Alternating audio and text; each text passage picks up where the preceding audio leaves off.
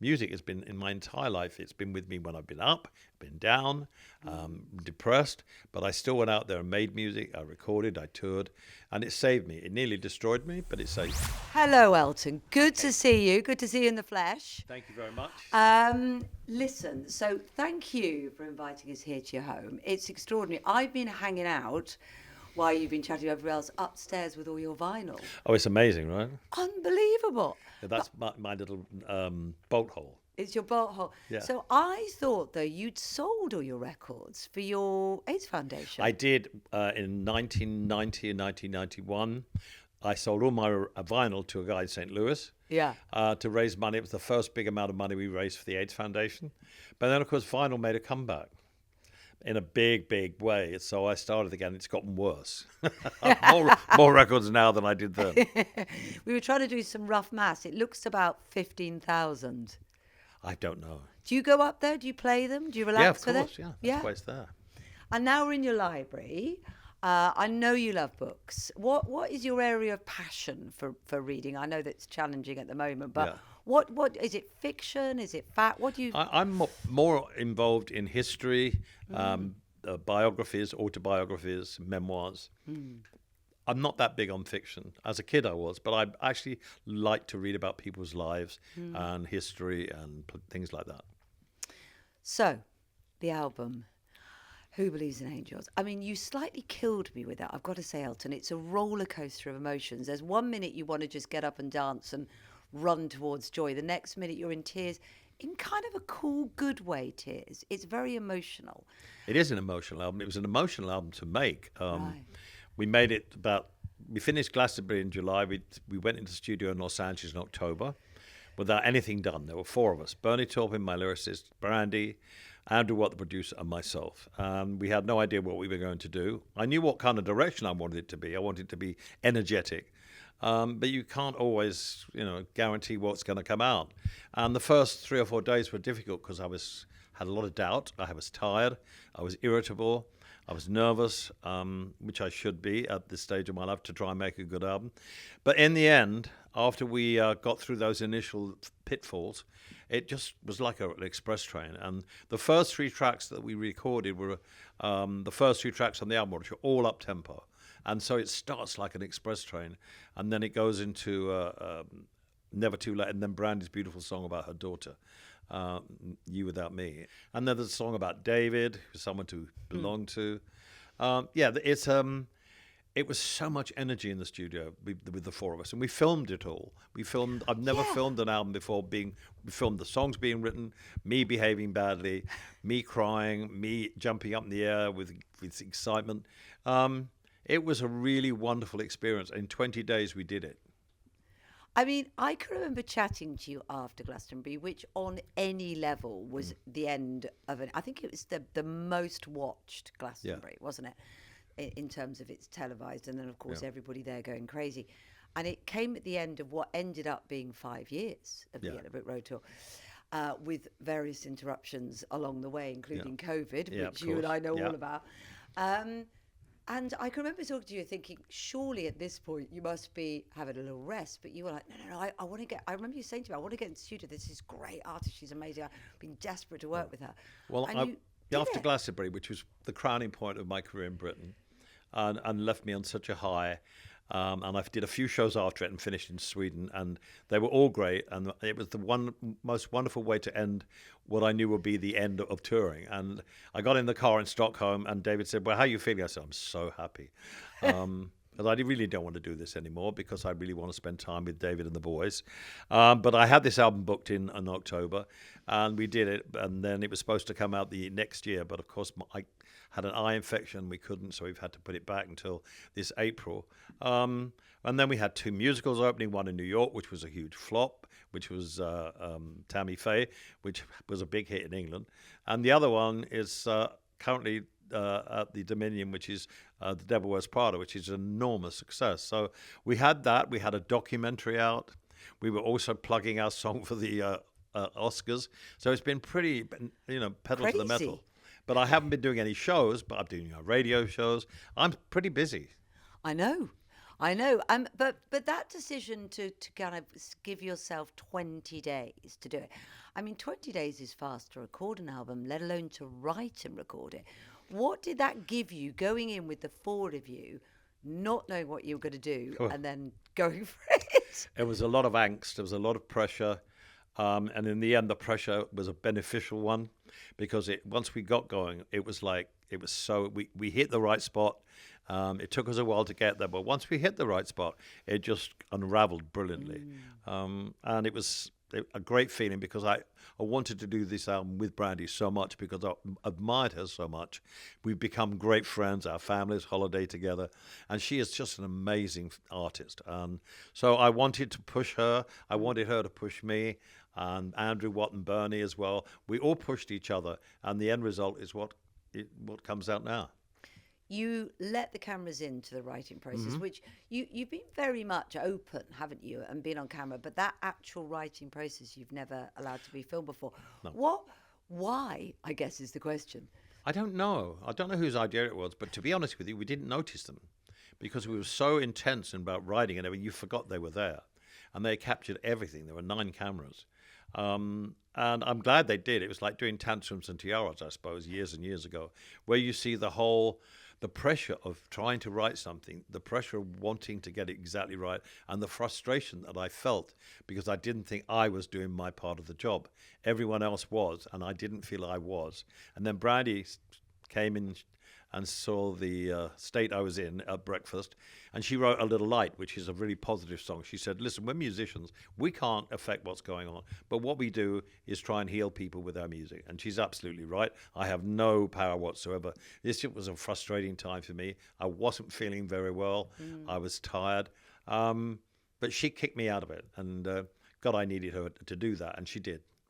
She wrote you a fan letter once, didn't she? She wrote me a fan letter. I was in Las Vegas, and she wrote me a letter saying, I've been a fan of yours ever since I was a child. I'm now a recording artist, and I wondered if you would ever consider playing one of my records. And I'd already got her first album, so I knew who she was. And I was in Vegas doing a residency, and I said, if you want to come to Vegas, I'll play and sing on anything you want. So she did, and I played, and I sang. We instantly became friends, and I instantly was impressed with her incredible talent. And that was, thank God she did write to me, otherwise I would never have known her. I mean, talk about dreams come true for her, though. And that's one of the things I think is your gift to give, that you can support, new artists, you can help people. That must bring you a lot of pleasure. It's great seeing her grow, seeing her perform live. It's just astonishing. I mean, we filmed the Palladium show, and when people see it, when it goes out, it will show how great she is. Oh, my God. She's huge in America. I think getting so here, but I'm sure you're right that show will change it. I wanted to do this album so that she would be exposed to the rest of the world. And with my name on it and hers being on it, it gives her a little push, and she will live up to it in every single way. She did 2 shows here last year. She did Hyde Park with Stevie Nicks, and she also did Drury Lane, and she got 5 stars for all of them. And then she's got 5 stars for every show the show we did at Palladium. So I call her 5-star Brandi, and my name for her now is Cognac. That's brilliant. I bet she loves that. Let's talk about the Palladium briefly, because I think people, as you say, will get to see it very soon, which is fantastic. Yeah. I was looking at some of the song choices on there. Obviously, there's great stuff from the new album, but there's particular songs you've chosen from the past.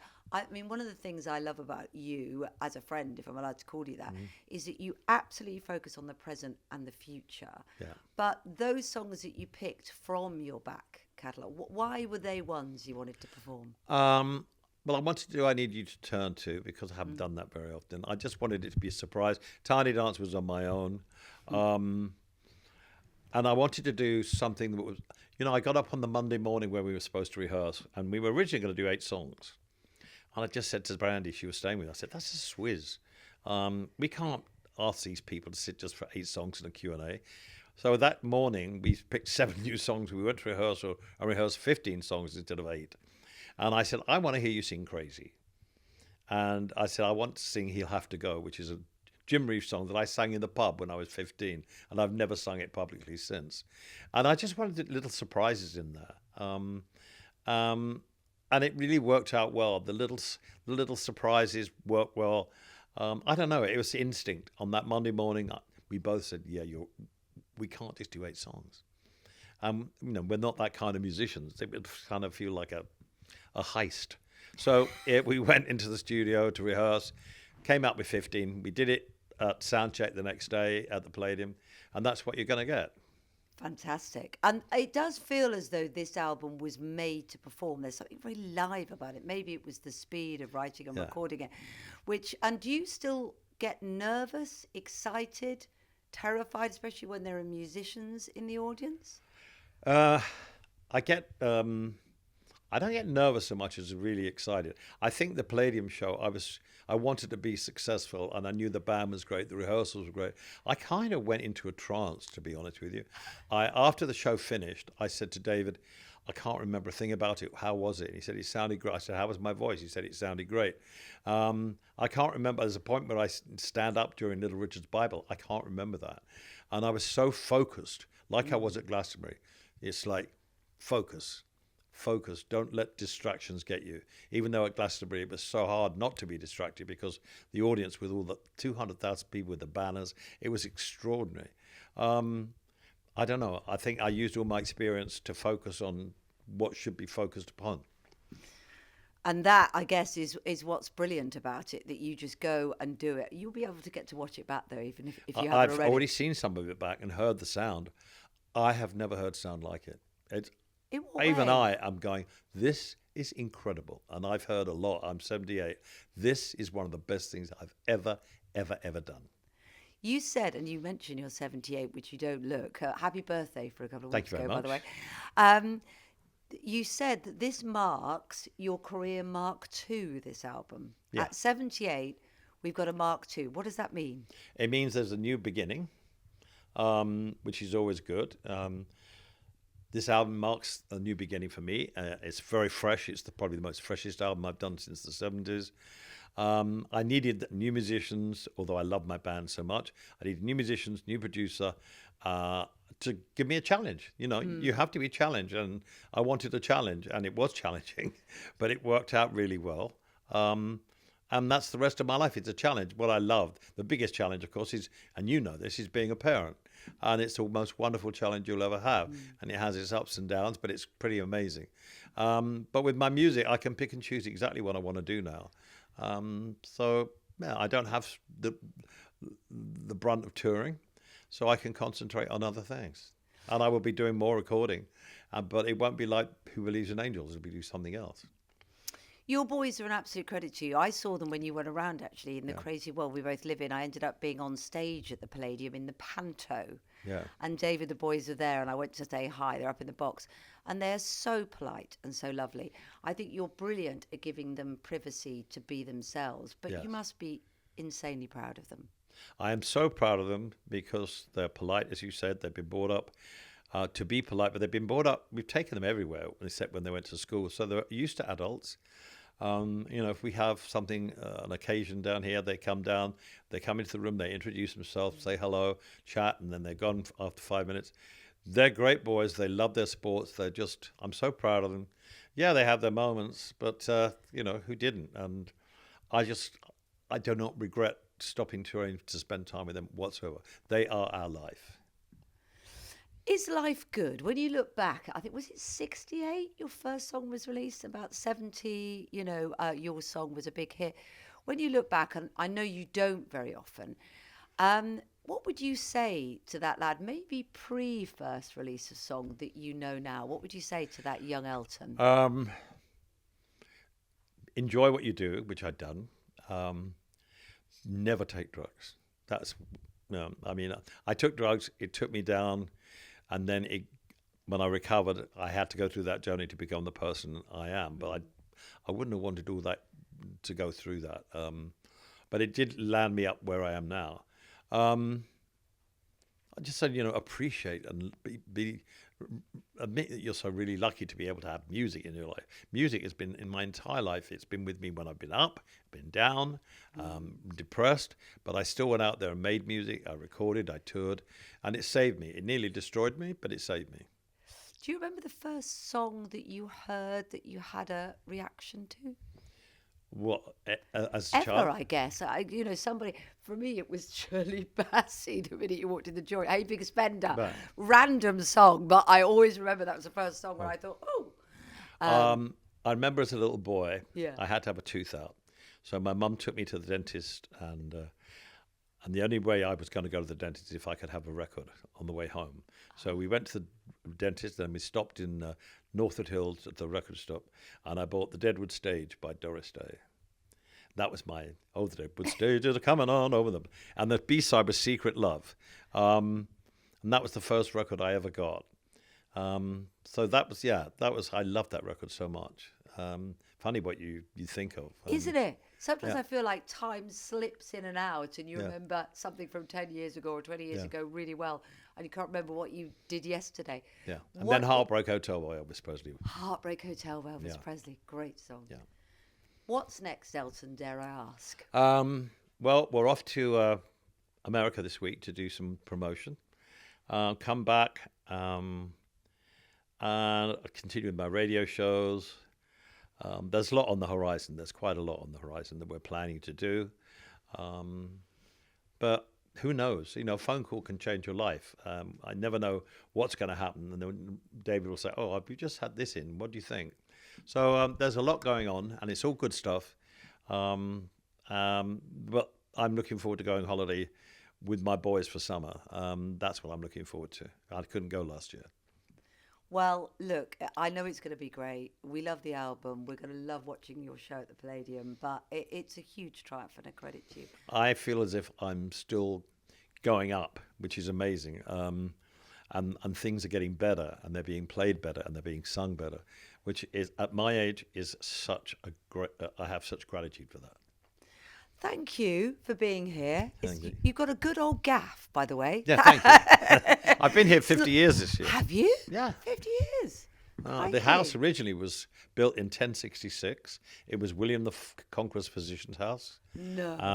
And because we're on a hill, they used to light beacons at the castle when someone was sick, and the physician would ride down and do his work. And then Henry VIII used it as a hunting lodge. And if you drive down the oak, when you drive out on the left-hand side, you'll see a beautiful oak tree. It's been there since 1510 or 20. It's one of the oldest oak trees in Britain. So, yeah, it's a lot of history. A lot of history and a lot of great memories and a lot of future. Oh, it's wonderful memories in this house. I love this house. It's our home. It's the boys' home. It's our home.